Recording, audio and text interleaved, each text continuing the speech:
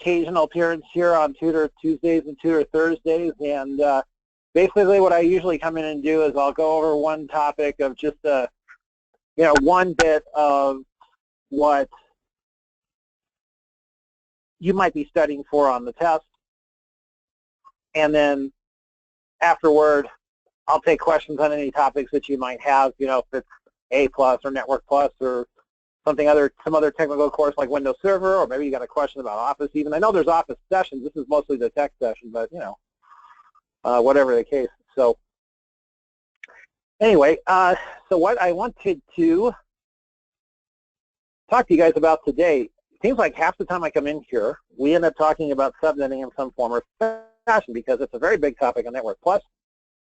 It's a big topic on the introductory Cisco exam, and so it gets a lot of coverage everywhere.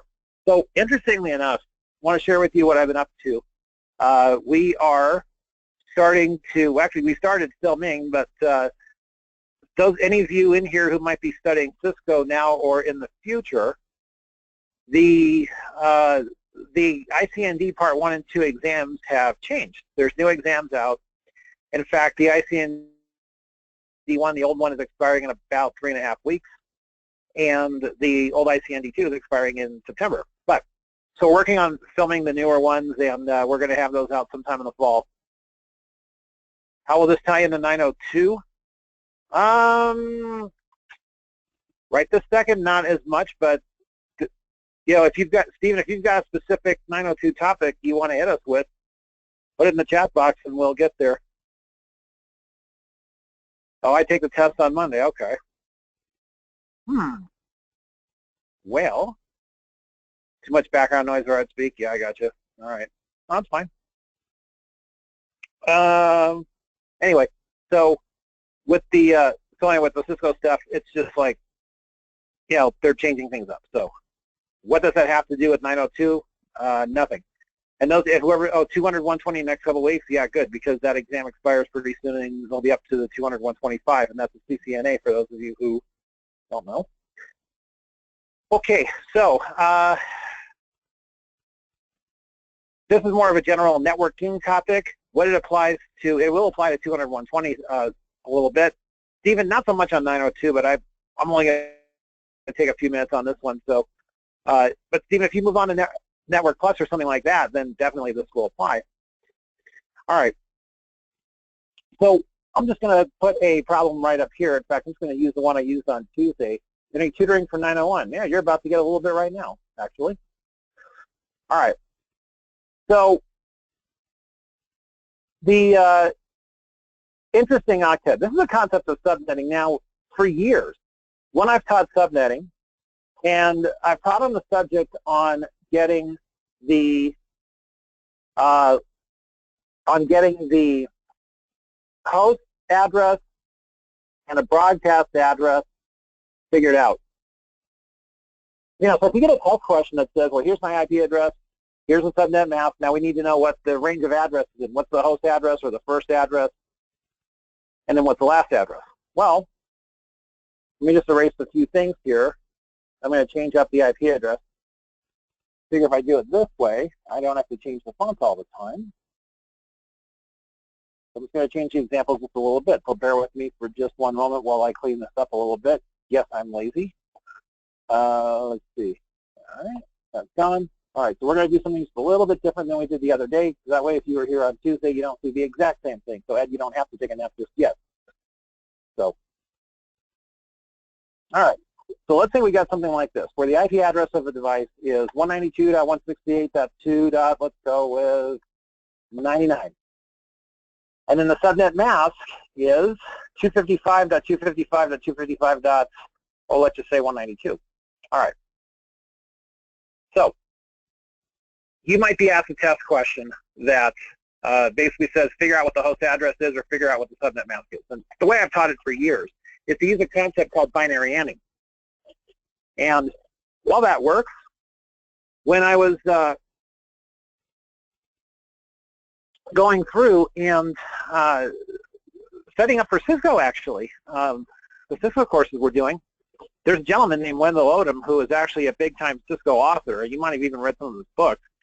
And he had a very interesting way of explaining this whole concept of figuring out the host and broadcast addresses. And I studied it carefully. I'm like, you know what, this is pretty good.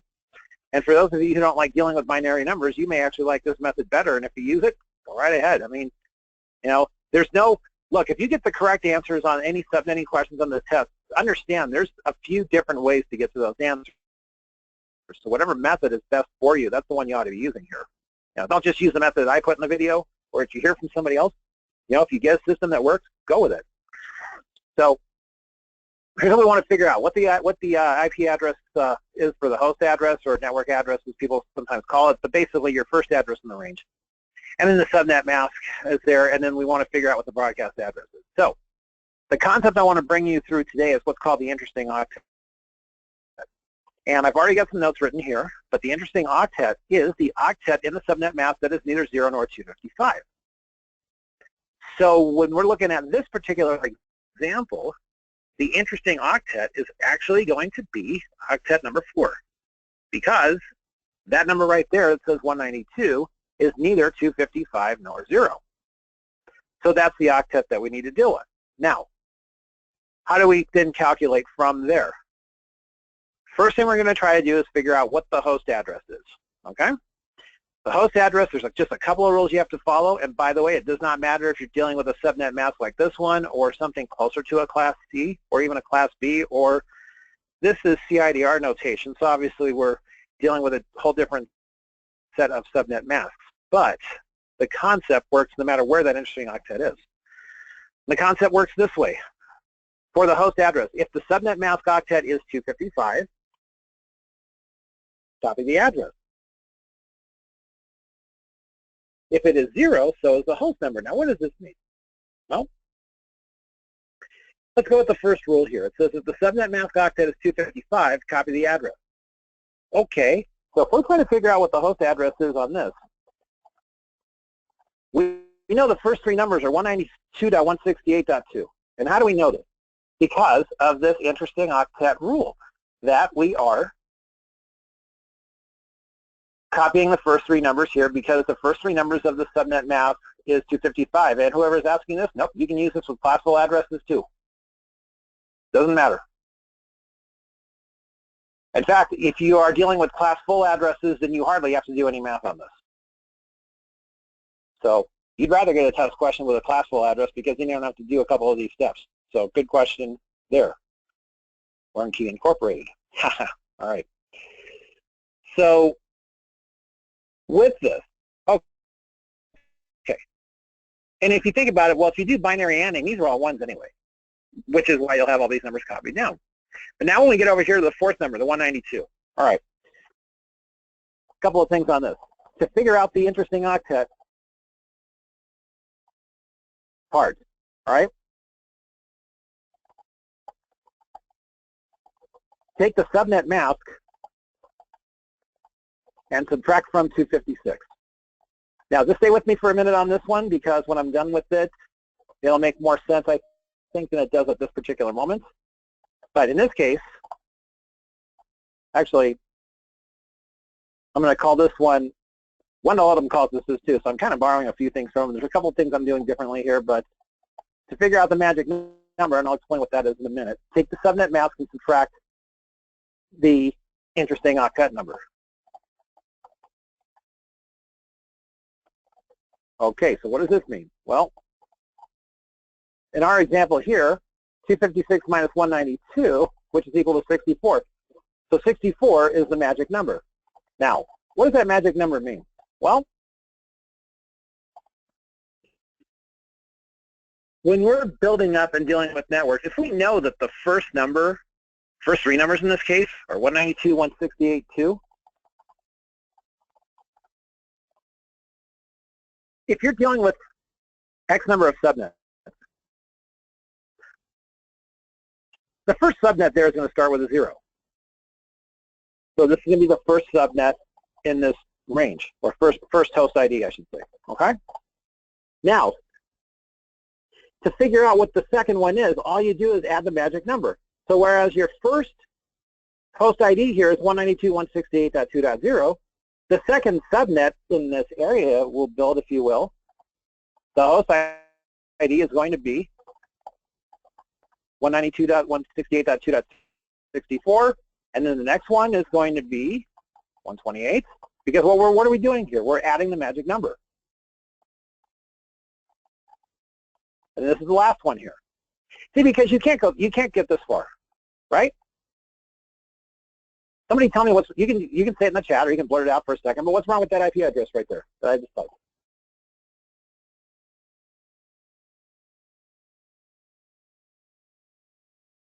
Exactly, Stephen, 255 max. Yeah, it's invalid. Yeah, above the 255, invalid, you got it. Okay, so let's just get rid of that.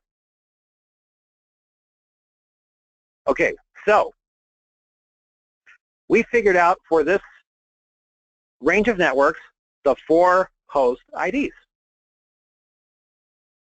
because we use the magic number. Now, this is where I do things a little bit differently than when Elodum does. By the way, his methods are fine, but I just like to do as little math as I possibly can. So the question then becomes, what about the broadcast addresses? Well, if you think about subnetting a network, whether it's a class B to start with, or in this case, it started off as a class B and then somebody messed with the subnet mask and changed things. Understand that the broadcast address of any network is going to be the address right before the host address of the next network.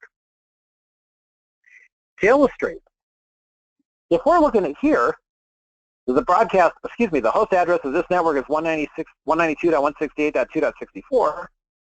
Well, the broadcast address of the previous network is going to be 192.168.2.63.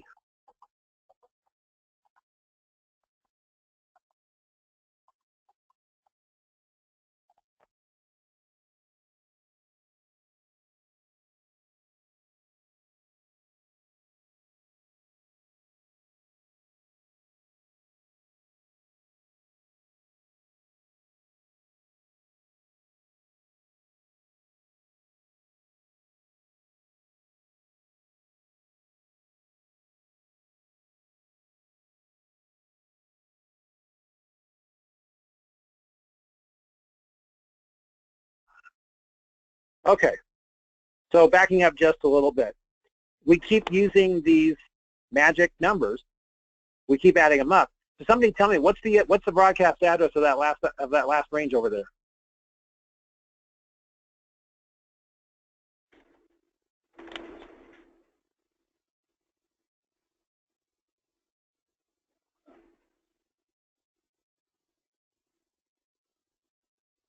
$54.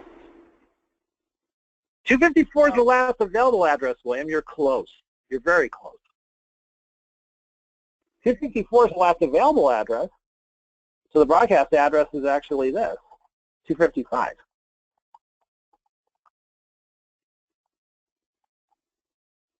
And how did we get there?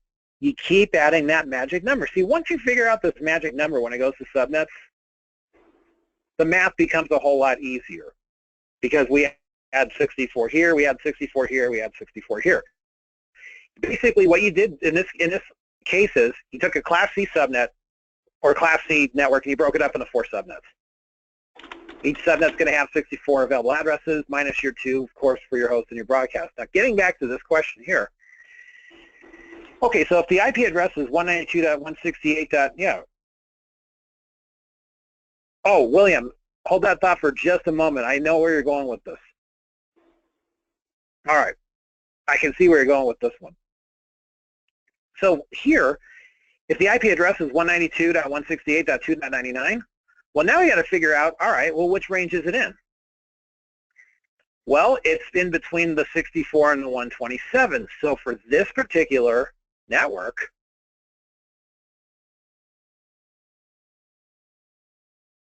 there's your range, and there is your host address for that network and your broadcast address right there. Now, if you get a test question on this, you're probably only going to need to figure out one or the other. It takes a little bit longer if you're trying to figure out a broadcast address because to be really good at this, you really got to figure out your host addresses. But you just have to remember that you take the interesting octet, which is the number that is either 0 or 2, neither 0 nor 255. You subtract that from 256, and then those are your blocks, if you will. Those are where your starting blocks are. So your first starting block there is 0, the next one's 64, the next one's 128, the next one's 192. All right? Yeah, I bet you did, Stephen. So did I. Now, you're actually asking me if I remember what the question was about. No, I don't remember, because I'm one of those that once the thing says pass, I really don't remember much except for when we teach this stuff, so it's kind of an interesting deal. Yeah, okay. All right, William, to get back what you were saying, 192 plus 64 equals 256. You're correct. However, your math is going to come through these broadcast addresses here. So where it says 192.168.2.191. When I'm talking about adding magic numbers, we're not adding magic numbers from host, okay? We're adding magic numbers from host to host, right here. And we're adding magic numbers from broadcast to broadcast here. So, William, to your question of where you add the 64s, you're adding the 64s from either host to host or broadcast to broadcast in this case. Right. Does that make sense, William? Oh.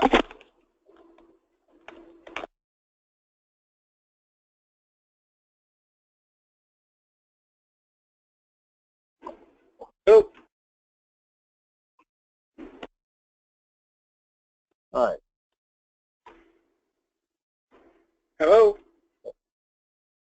Yeah. Yes, it does.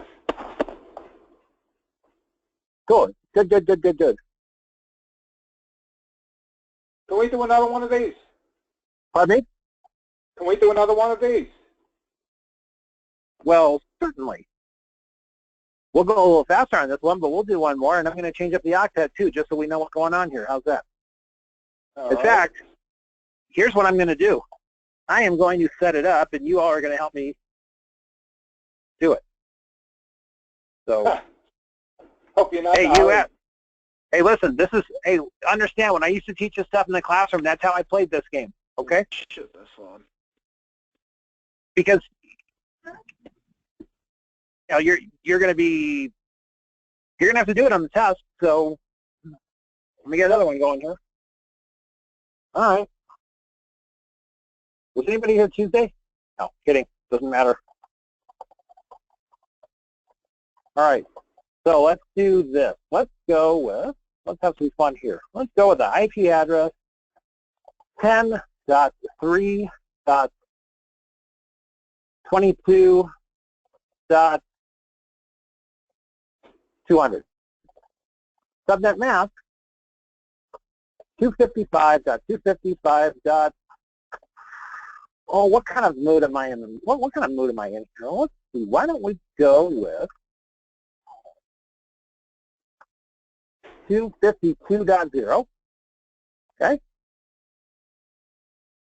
All right. So our first goal is to figure out what is the network ID for this.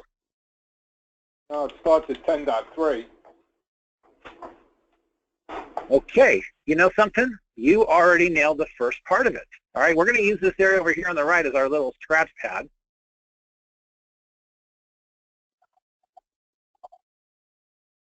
So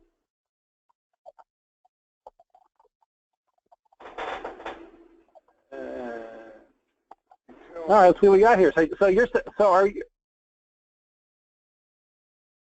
Can you show us how to get to the forums again at the end of the session? I don't have sound. Once we go to forums and rewatch this. Yeah, Tristan, you want to take that one? Yeah, no worries. I got it. All right. Oh, someone said I will. So Tristan, add somebody.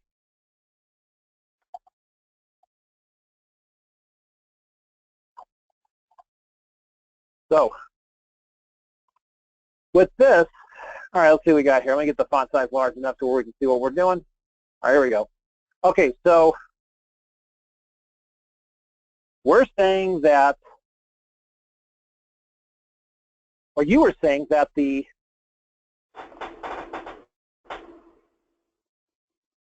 first two numbers of the IP address is 10.3, right? 10.3.20. You're saying it's 20? Yeah. All right, how'd you come up with it then? I just did the binary ANDing. You did the binary ANDing. Very good. Okay. So what we're going to do here is we're going to use the interesting octet example, and we're going to see if that matches up with your binary ANDing. I have a feeling that it will. Okay. All right. But what I also want us to see is how this is the other concept. And by the way, if you're used to binary ANDing and that's the method you're going to use to continue this, then go right. You know, keep doing that. Okay. But my thing is sometimes when we do the interesting octet, that we start to figure out what the subnet mask means as far as the size of a particular network. All right. So in this case, and again, let me just say, I am not advocating either way of doing it. I am advocating the way that works for you is all. What I'm doing today is I'm presenting an alternative from how I presented it when I taught Network Plus. And you know what? Those of you studying for 901, this applies to you too.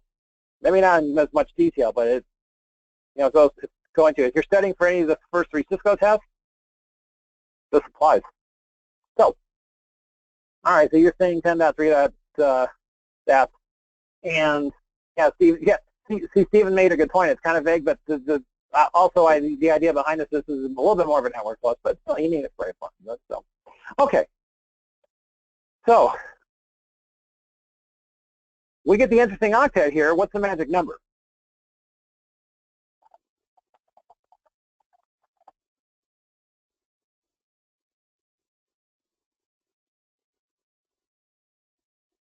$30? 230. Magic number is the... No problem. 256 minus what? Minus 22. No, 252. 252, right. Okay, good. You got this. Okay. So then, here's the host IDs for this block. 10.3.0.0. What's the next one? By the way, we should make this right over here. I mean, this is going to be a 0.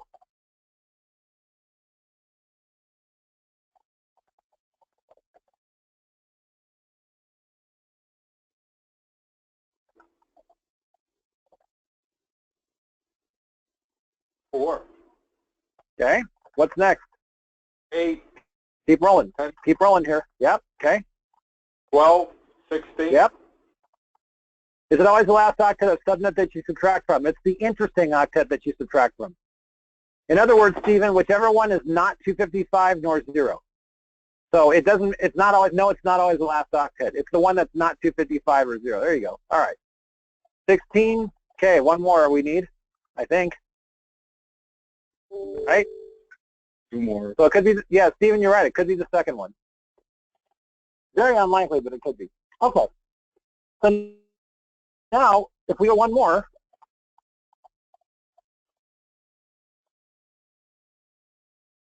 don't we have an IP address that's fitting in between these two? Right here? We do. Okay, so the network ID is 10.3.20.0. Now somebody needs to step up and tell us what the broadcast address is for this network, for this IP.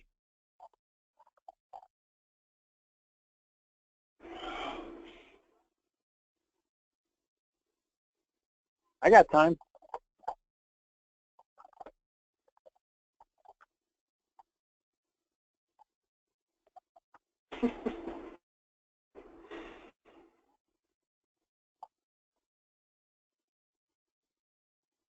See, Tristan, this is what happens when people ask me questions like this.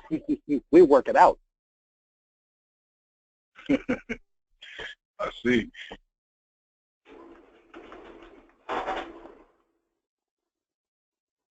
This is how you pass these tests.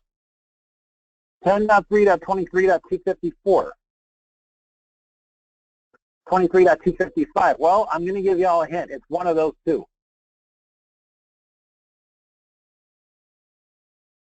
We got more 255s than we do 254s here. Not because of popularity, but because of the logic we're using here, I am going to say you are absolutely correct. Because it's the address right before this one. So yes, it's 10.3.23.255. You got it. So you now have two ways in which you can figure this stuff out if you get this kind of a question. So that's what I wanted to take you all through today. Now, some of you mentioned that you're taking 902 pretty soon. So, oh yeah, lots available on IP. And Stephen, listen, this is, before I go to the next point here, this is a very good reminder for all of us. When you are taking a test and you get one of these subnetting questions, be very careful.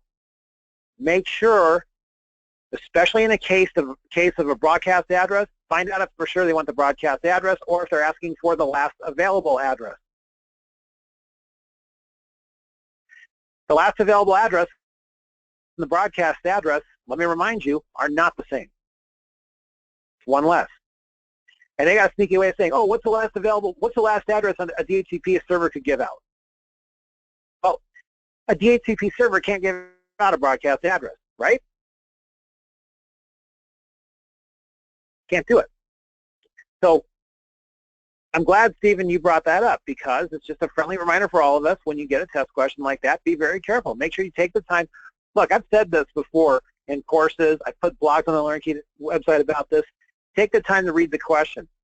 You don't want to fall in the trap of, well, I don't have enough time on the test, so I'm not going to read the question all the way. No, if you've practiced, if you've studied well enough, you'll have plenty of time on the test.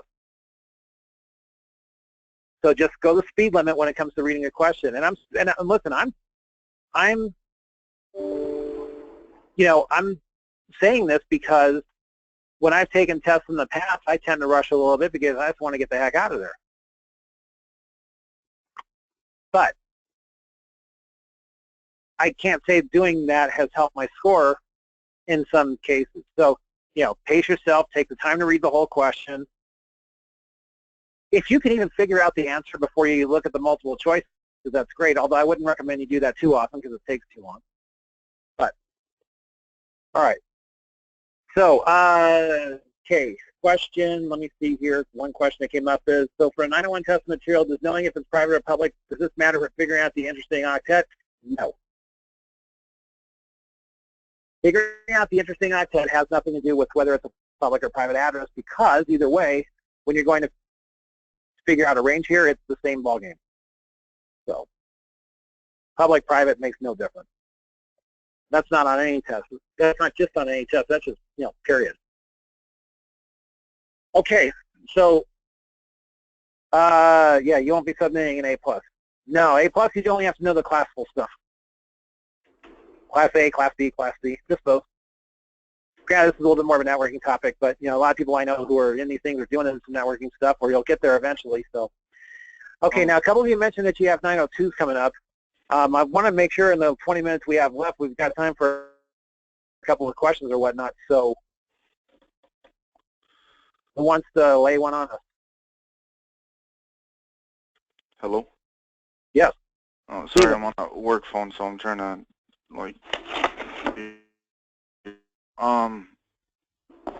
there's a couple different ways to add a computer to a domain. Which way does, CompTIA want you to do it? Because I know going through the LearnKey lab or whatever, there was a very specific way to do it, but you can actually get to it a different way. So, what's, I guess, the book answer? Well, let me put it this way. You got the control panel as an option. Personally, I would say that the method that's going to work for you all the time is to right-click My Computer, go to Properties. And go to Properties. Okay. Yep, and look for it that way. Okay. Here's the thing to understand. That's a great question. Yes, you're absolutely right. It's a great question. One thing to understand about the labs that we build, and I'm not saying that's a bad thing, but the labs that we do build, sometimes, though, it's a 6 one, half dozen the other, because there are some tests that only let you do things one way. But from what I've seen in the simulation questions I've gotten recently on CompTIA tests, that's not always the case. But I would say that you're perfectly safe right-clicking the computer, going to My Properties, and doing it there. Awesome. Thank you. Yep. The other thing, too, is, listen, when you when you're setting objectives for those tests, CompTIA is very good about this. If they want you to use the control panel, they're going to put the topic underneath control panel, like right next to it. So if they don't specify that method, you probably don't necessarily need to use the control panel. But like I said, for that particular situation, right-clicking my computer, going to properties, in other words, the way that most people do it in real life, it'll be fine. Next.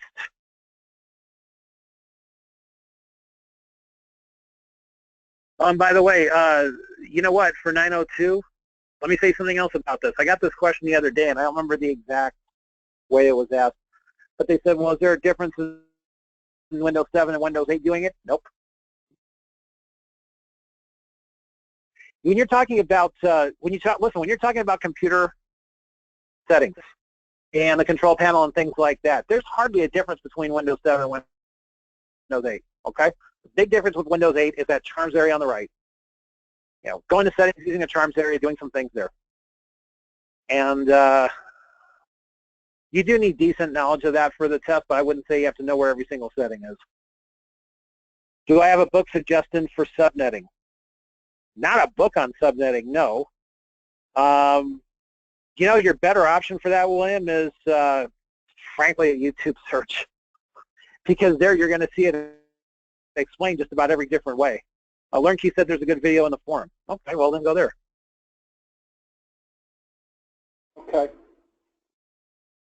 Yeah, yeah, because I mean, you're not going to see a book on subnetting just because it's like one topic, but there's a lot of good videos out there. I mean, like I said, I don't claim to be. I mean, I know the way that I've explained it for a lot of years has worked for most, but you know, everybody learns differently. So my thing about subnetting and things like that is, you know, get a few different explanations on it. Whichever one sticks, that's the one you go with, as long as they're accurate. Yeah, just when you think you got it, you know.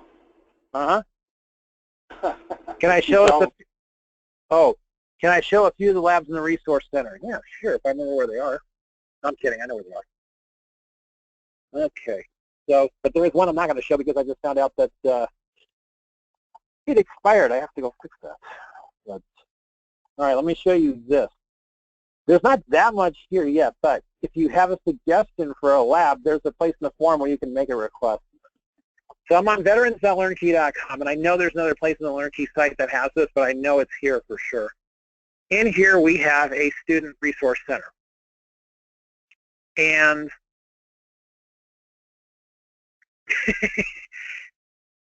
not a question, ACL syntax bites me sometimes. Where, Cisco or elsewhere? Anyway. So with this, down here, this is on the Veterans Resources. Yeah, Cisco, of course, yeah. You're not the only one, my friend. A lot of syntax stuff in Cisco bites me too. That's why I don't go anywhere without a reference guide. Of course, you can't take it with you in the testing room. That's the only problem. But other than that, have reference guide will travel. That's my motto for handling Cisco equipment. So, practice labs and tests. Let's see what we got here. So we've got a number of A+ practice labs, Network Plus practice labs if you're doing Adobe, those two. Let me show you some A+ practice labs, and there's quite a few here. So determining subnet requirements, using IP config, fixing the master boot record. I think I'm going to bring that one up here actually, because if I'm not mistaken, we put that one up after I took the 902 test. I'm not saying anything about what's actually on the 902 test. That might be a little coincidence there. But okay, so I'm just bringing up this one lab here. Now the text might be a little bit small on your screen, so I'd say go to the website when you get a chance, and you'll be able to go through these. It says in this lab you'll identify available boot fixes and use one of them to fix the master boot record. The lab takes place on a Windows 8.1 machine. Okay, start the exercise. So this is actually kind of what you might see as a simulation question here. So it says, is this all the labs in the A+ training? It's all the labs on this website, but I'm going to give you some more information on where you can get some practice here shortly, Stephen, so thank you for asking that. Okay, so it says when the Windows recovery environment, click the areas necessary to reach the Windows RE command prompt. All right, so somebody tell me where to go here.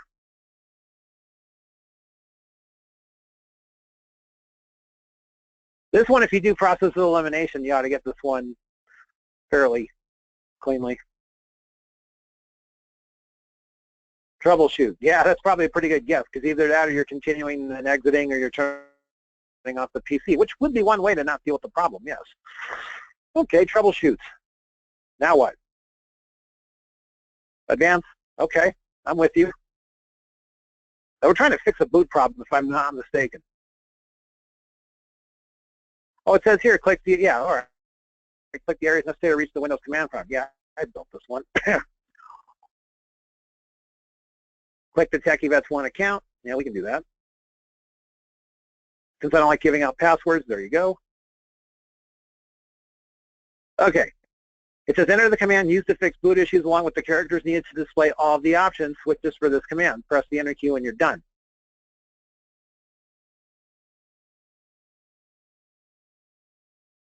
Fix MBR with a question mark. I'll try it. Boot root fix MBR. Ah, okay, we got a couple guesses here.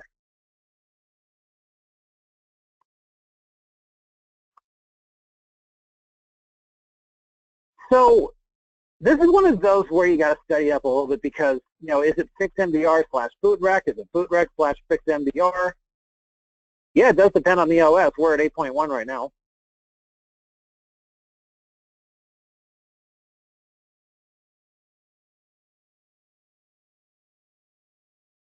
Bootrec fix MBR. Okay, I'm going to tell you you're close. But look at what the question is asking. It says, along with the characters needed to display all of the options, attributes or switches for this command. Now, if you get a test, here's a test tip for all of you. If you get a test question saying, hey, display all of the options, that is a / question mark, right? Because if you're going to get help on a command, isn't it a / question mark? Okay, so Stephen, you're talking about typing the word help. That's if you want to get. That's if you want to get a list of commands.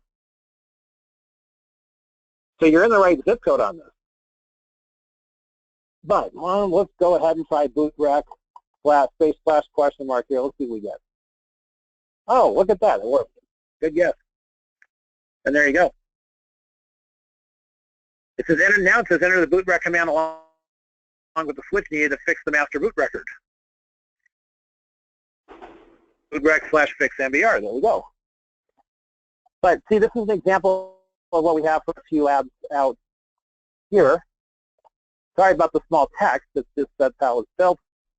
Well done. To finish this part of the exercise, type the command needed in the text box to close this window. Oh, okay. We'll exit. Okay. So here's the thing. Are these all the labs that are there? Well, these are all the labs that they have for visuals, but for those of you who are taking the courses right now, if you've not spent time in the student workbooks, the project workbooks, spend some time there. There's like, between the 901 and the 902, there's like 400 pages worth of stuff, almost. Each one is tied to very specific test objectives. So if you're trying to, let's say you're thumbing through the workbook or you're looking at the PDF online and you're trying to get to some practice on, well, I don't know, stuff like this. You can do a search for the objective and get a match, and then you can do some workbook practices. Yeah, Stephen, the workbook's going to be your best friend as far as getting you enough practice for the exam. The labs here are just what I call guided labs, basically. But there's labs there, and also when you're talking about labs, we do within the actual LearnKey player. There are a few labs there. There's a labs button, and there's a few labs there. These, without getting into too much detail, a couple of things that I did out here with these labs. Number one, I took requests. Number two, close to what the buzz has been on what might be the tests. And then number three, the software that I use to build these labs has a little bit more flexibility than what's in the player. So I can do more things with it. And so this is almost like a preview of what we're hoping to do eventually with these labs. So, yeah. And also, I see a couple people, you know, commenting about the workbook, and look, I've got nothing in the stake here. I built the course, I built the workbook, so I'll just tell you that much right now. So for better or worse, it's my stuff that's in there. I had a lot of help, but I was the main driver on this one. I actually think that most of you will get more out of the workbooks than you will get out of the video. To me, when you're studying this stuff, the video is hopefully a very nice starting point, but the workbooks are where you really get your practice, because I mean, nobody can just watch video and just, I mean, maybe you can, but you know, the workbook practice is going to be where it's at. Well, no, because I agree, Stephen, because with the video we have a limited amount of time. I mean, I got a feedback sheet the other day on the courses, and you know, which we very much welcome. Had I done every suggestion on the list, the course would have been 75 hours long.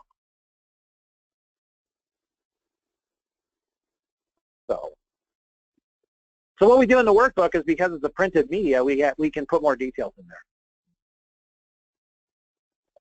So anyway.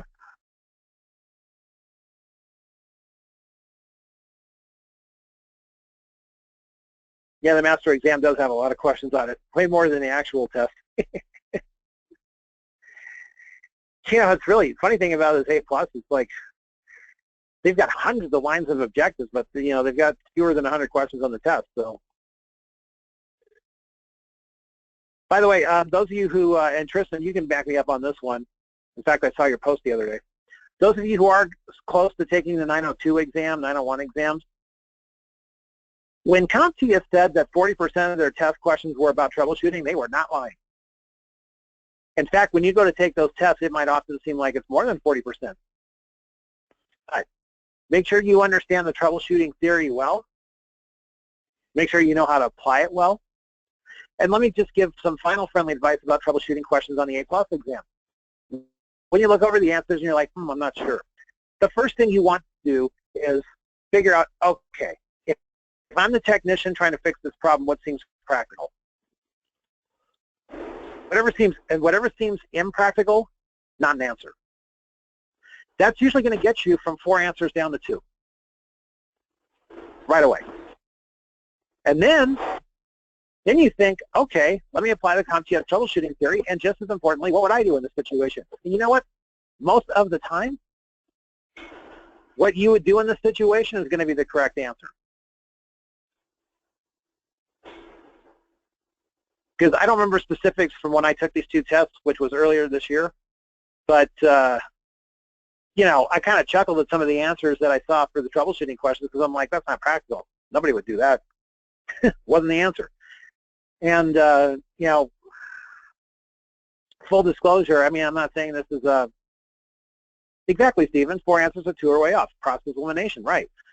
But being that most of your questions are multiple choice, the best asset you can have is if you can eliminate bad answers, a 1 out of 2 guess is a whole lot easier than a 1 out of 4 guess.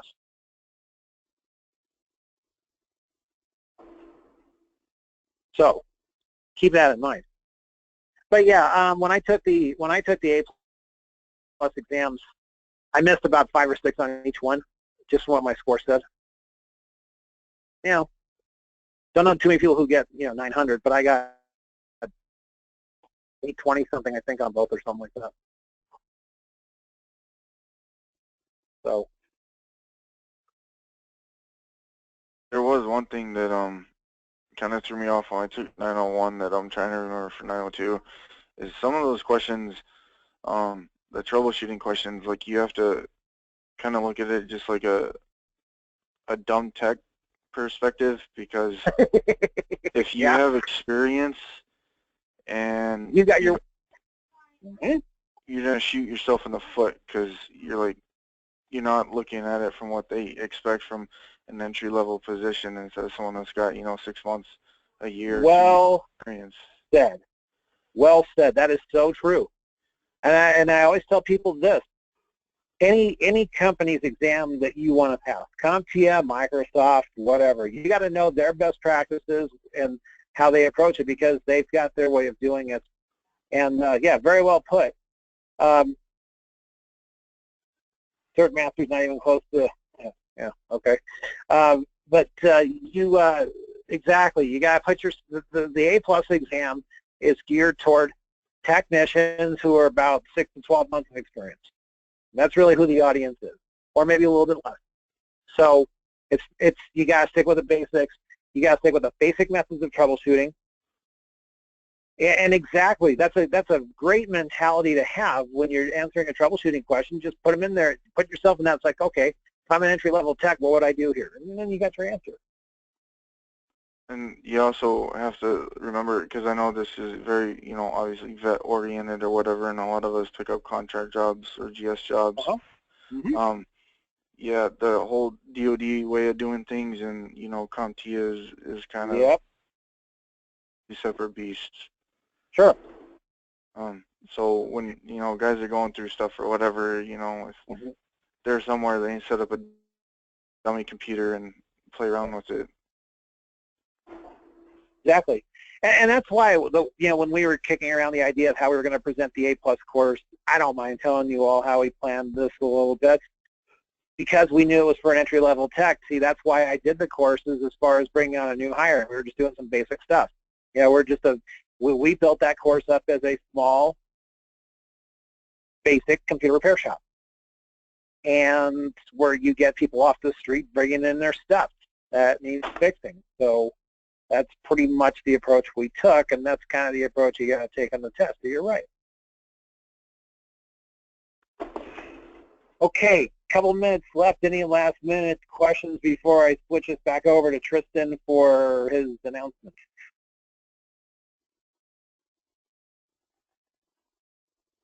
I got one. Yeah.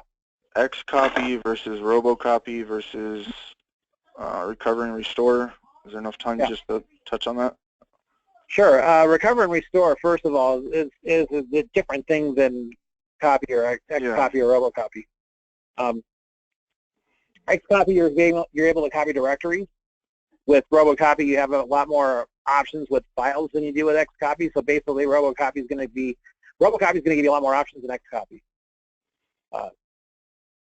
Xcopy is going to give you files and folders. Robocopy is going to give you a little bit more than that. So basically, the way I look at it is like with copy, you're only limited to files. Xcopy with files and folders, and anything on top of that's going to be Robocopy, which is basically the way you look at it. There's more details in that, but that's my 30-second answer.